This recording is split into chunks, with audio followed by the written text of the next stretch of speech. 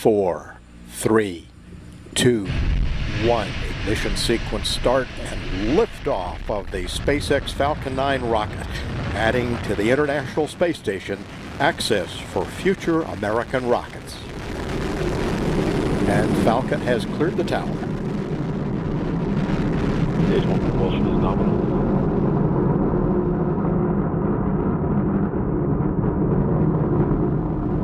Vehicles programming downrange.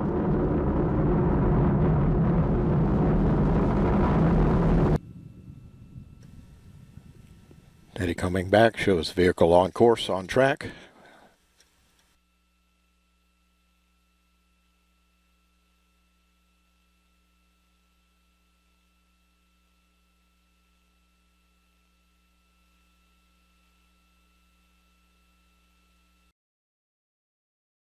Three, two, one, mark. And we have launch of the Terry Improved Malamute with Subtech 6. Currently on Ustream, you're showing an onboard camera.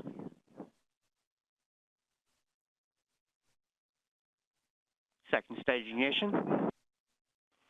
ACS shows the vehicle's tumbling.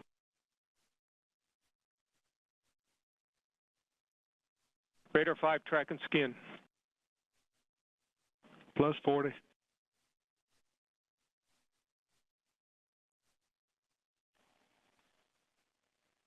PM, we lost links 2 and Plus 3. 50. Copy that, M&O. TMs 2 and 3 lost.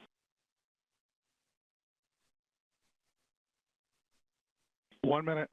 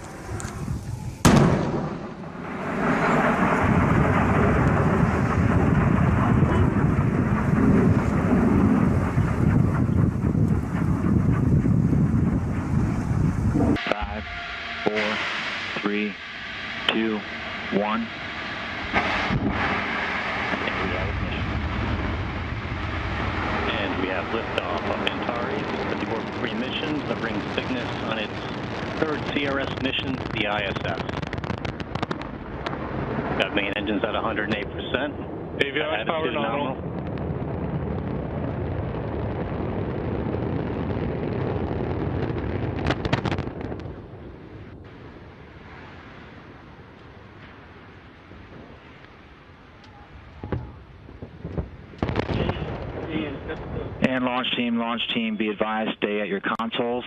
Everyone in the LCC, maintain your positions in your consoles. In the LCC, maintain positions at your console.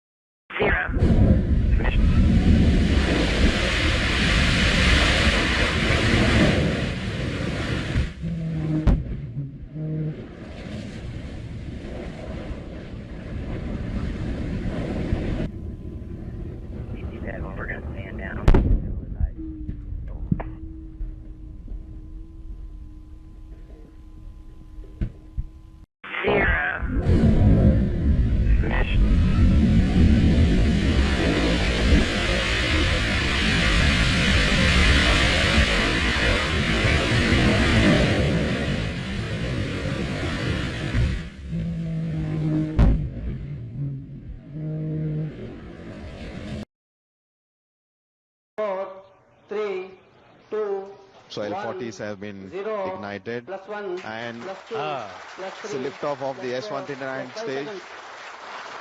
A very majestic liftoff from the second launch pad. Plus 10 seconds.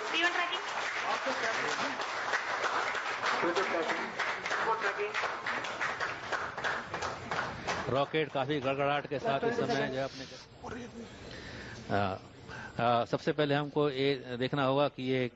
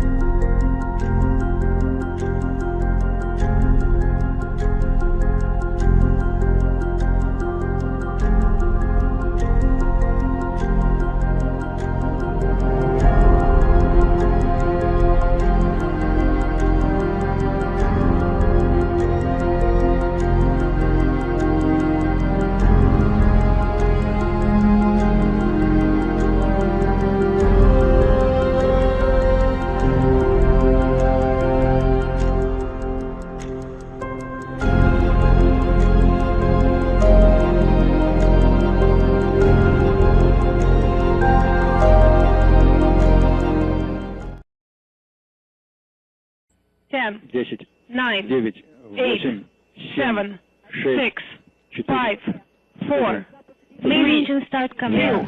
1. Go inertial.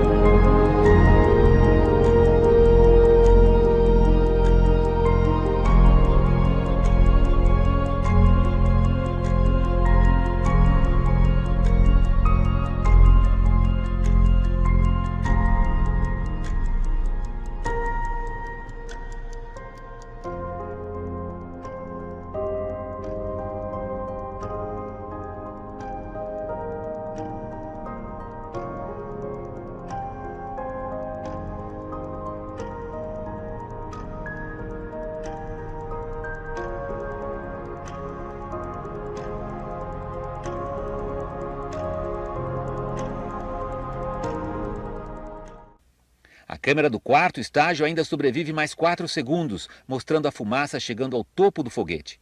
O restante só ficou registrado pela câmera número 6, postada na cabeceira da pista que leva à torre de lançamento.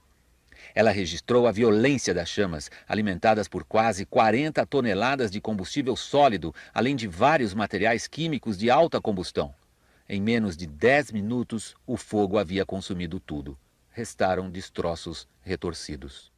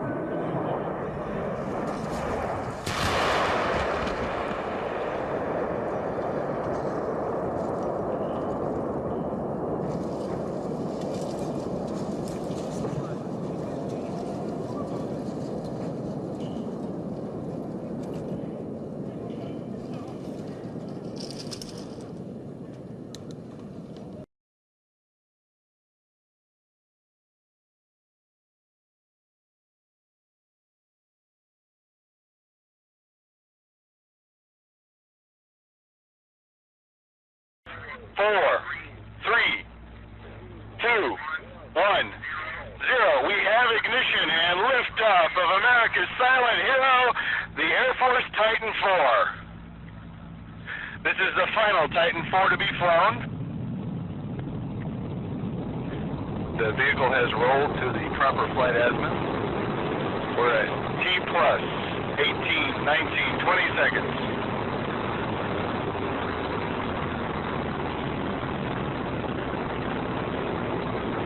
Currently, the twin solid rocket motors are performing nominally.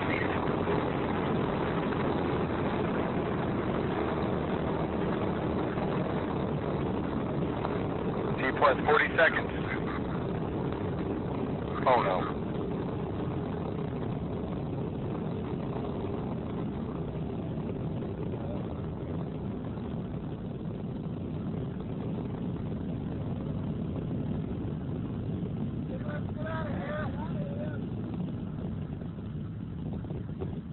Two, one, zero.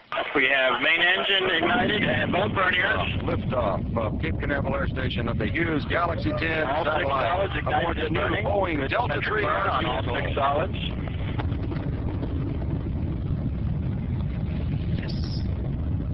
All solids ramping up nicely.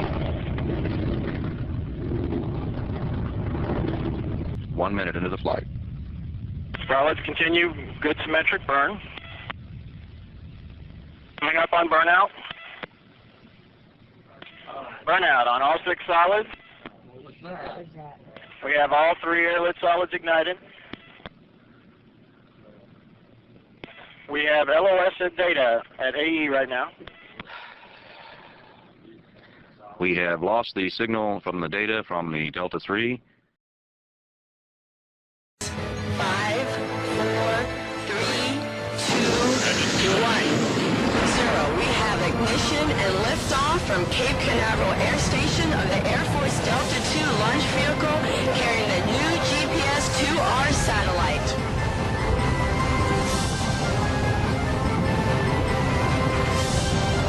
Then, just seconds into the mission, an explosion rocks the Cape. We just had an anomaly of the Delta II launch vehicle from Cape Canaveral Air Station. We need to secure the area.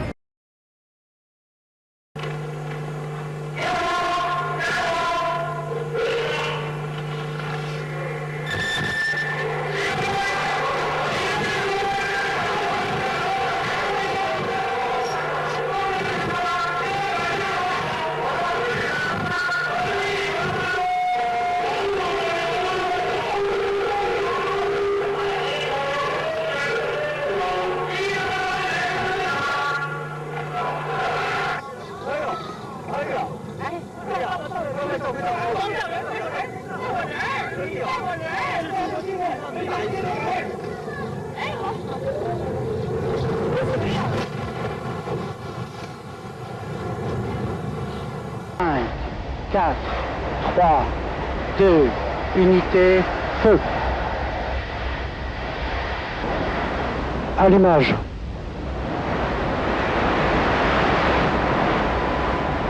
Décollage.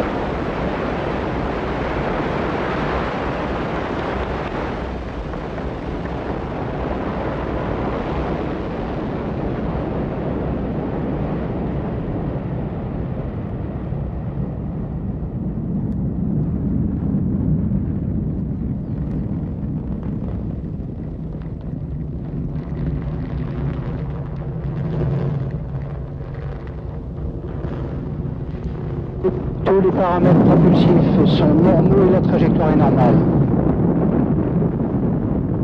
37 seconds into the launch, the onboard computers decided 501 was 90 degrees off course.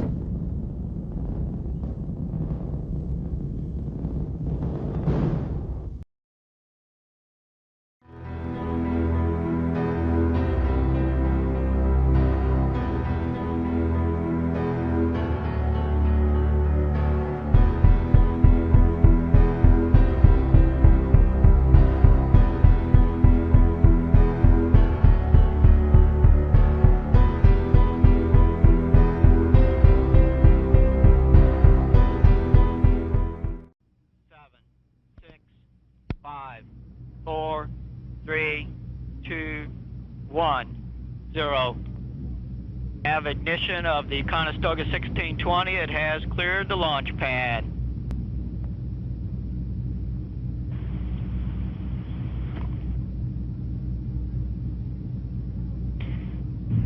We will have first 2 motor separations at 56 seconds into flight and about 10 seconds. We have vehicle failure. We do have vehicle failure at this time.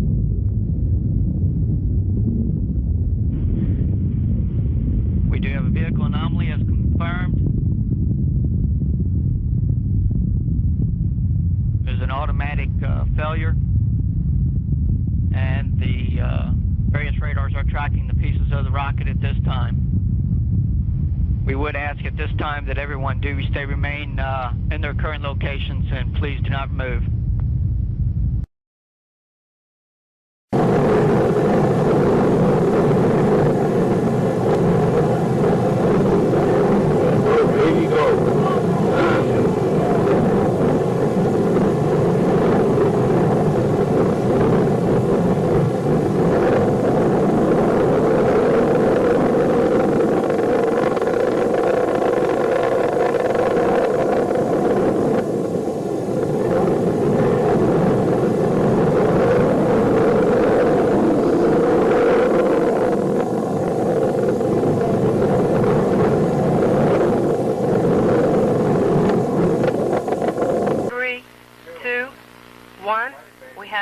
Ignition and liftoff. Liftoff of Delta 178 and the GOES-G satellite. 9, 10.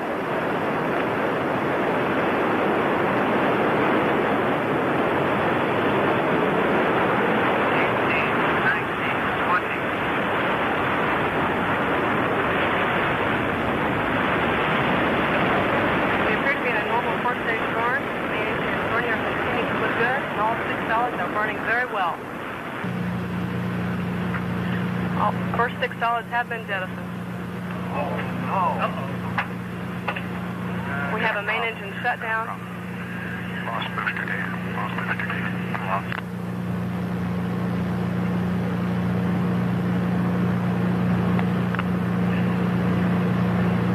We show a premature main engine shutdown.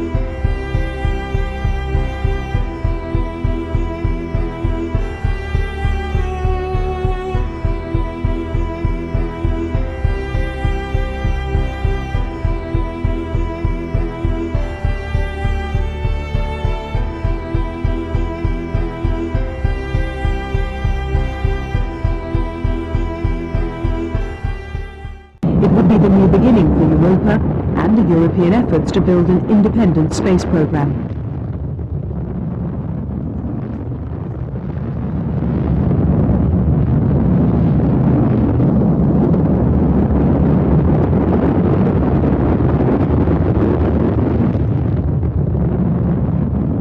But the machine was damned. This would become the most spectacular of all the Europa failures. To begin with, it went well. Ground controllers tracked Europa as it soared up into the blackness of space. But then, disaster. The Blue Streak first stage slammed into the fuel tank of the French second stage, and the rocket went up in a massive fireball. Enough was enough. The explosion signaled the death of Eldo. Через полгода к запуску была готова следующая ракета Н-1. Мишин, ставший главным конструктором вместо Королева, принимает решение об облете Луны. Баллистики рассчитали время пуска – 3 июля, 23 часа 18 минут. Все ждали чуда. Старт прошел точно. Но на высоте 200 метров снова отключились двигатели, и ракета плашмя упала на площадку старта вместе с 2500 тоннами керосина и кислорода. Мощность взрыва составила 5000 тонн в тротиловом эквиваленте. Стартовая позиция была полностью разрушена.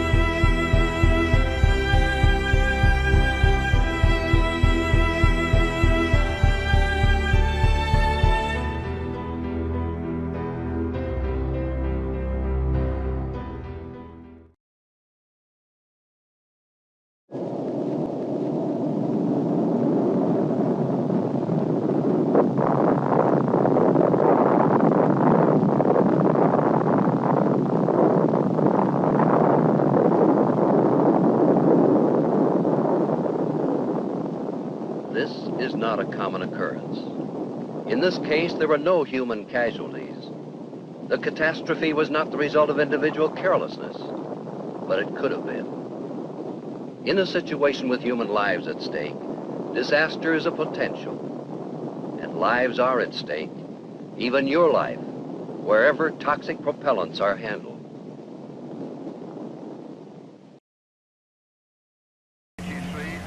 Then we got the news that the rocket firing was to be delayed.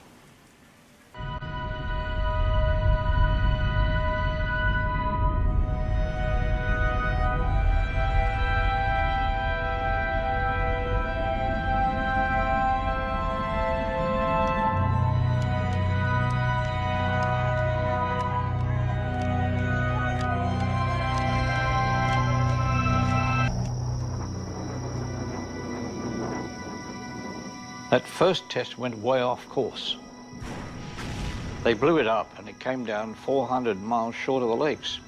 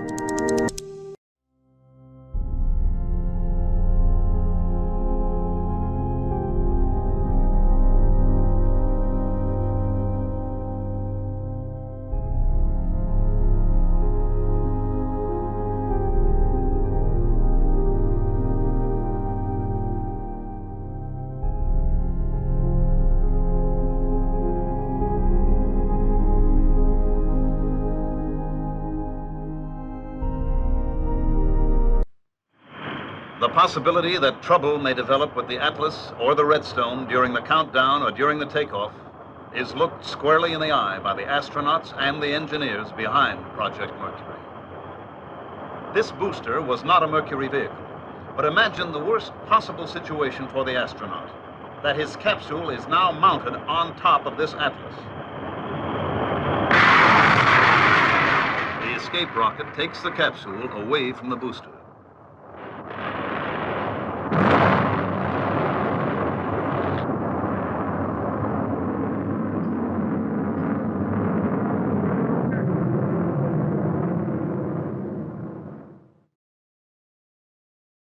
Vanguard Test Vehicle 2 stands on the launching pad at Cape Canaveral in the Navy's second attempt to place a satellite into orbit.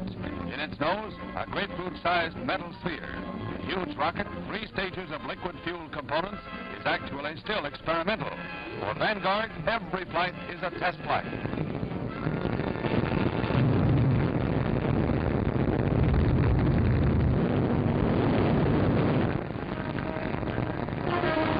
Takeoff is flawless.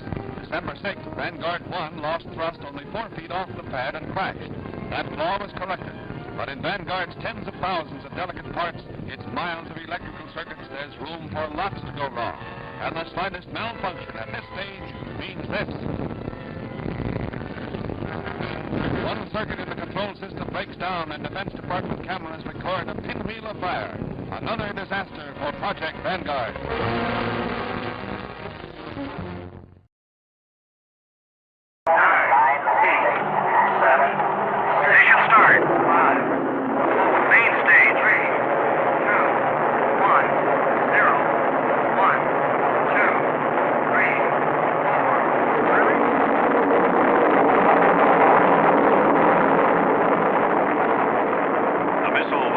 Successfully, and the flight proceeded according to plan for some distance. During this time, the missile was stable in pitch, yaw, and roll.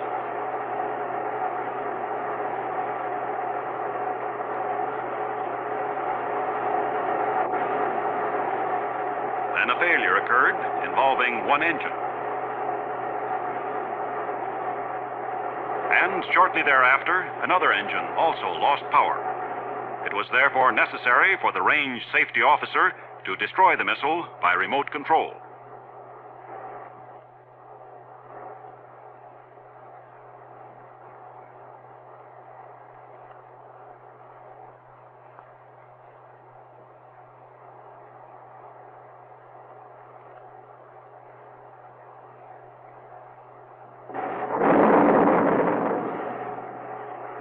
Debris from the missile fell on the test base and in the sea just offshore from the base.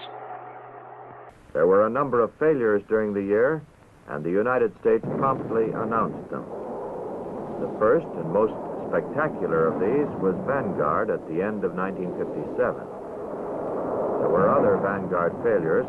All achieved takeoff, but trouble occurred either in the second or third stages.